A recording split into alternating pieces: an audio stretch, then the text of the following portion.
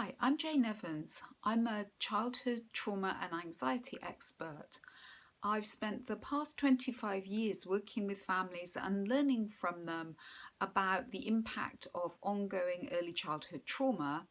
And at the same time, I've been studying all the research and the science which relates to it, and also been thinking about my own journey through this with my child.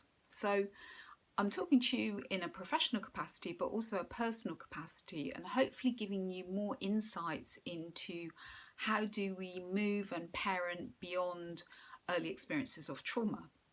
I'm going to talk about sleep today because boy oh boy did I make all the classic mistakes with my poor son when it came to sleep.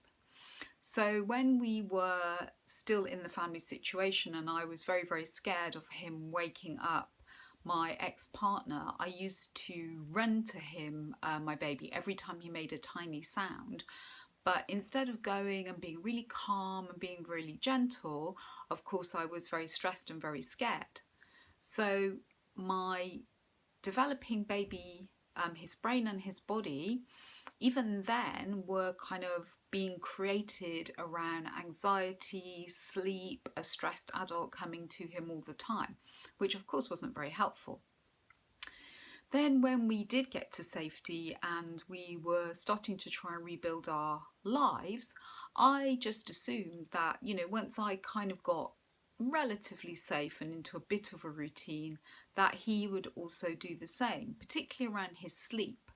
So as a single parent, I was very keen for him to go to bed at a regular time every night because, as it's just that feeling of relief. So you can try and be a great parent tomorrow if you can get a bit of time to yourself and hopefully some good sleep as well. And of course, what I didn't realise was that just because we were physically safe now, his system, his brain and his body couldn't believe that in a way and connect with it. So we actually had years and years and years where I kept doing everything wrong. He didn't really ever sleep through the night until he was about 6 years old. So if I had known, what I should have been doing would be to have little practices to start to down regulate his body and his brain and to help it feel calmer and safer in the run up to bedtime. And likewise, if he was to wake in the night, to go in and just again try and calm his whole system down, but rather than talking a lot, maybe a little head massage or a hand massage or something physical which would help his body to feel connected to me as a safe space, and then reassure it to be relaxed and help his brain fall asleep again. So a great thing to do with your child is to create a really simple bedtime routine and make sure that you do a similar thing every night, because that way their body and their brain will learn a new routine. Now, if there's been a great deal of trauma, and particularly trauma that's happened in the night, or maybe for a child it might be as a baby that, some really bad things happened to them medically when they were lying down, so their bodies don't really associate lying down and beds as being good things. It's really good if you can create a gentle, simple routine. Maybe start with a very simple hand or foot massage, but try and always do it, as I say. In the bath time, use the water as a way to have fun, of course, but also to maybe pour on the body in certain ways and just down regulate the body and connect the child to their body as a safe place.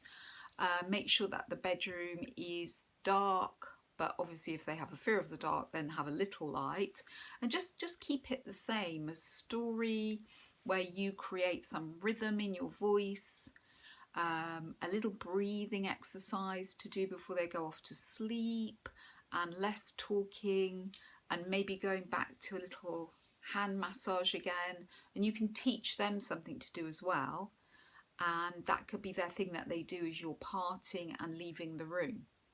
Now, as I say, this can take a really, really long time, and it may be that for a significant period that actually they sleep in the bed with you because that's the only place they feel safe. So do what feels okay and accept that that might have to be it, but still have your routine so that they begin to get tools and ways to know themselves, to feel calm, to feel safe, and begin to learn sleep and bedtime as a good, safe, restorative thing for their whole being.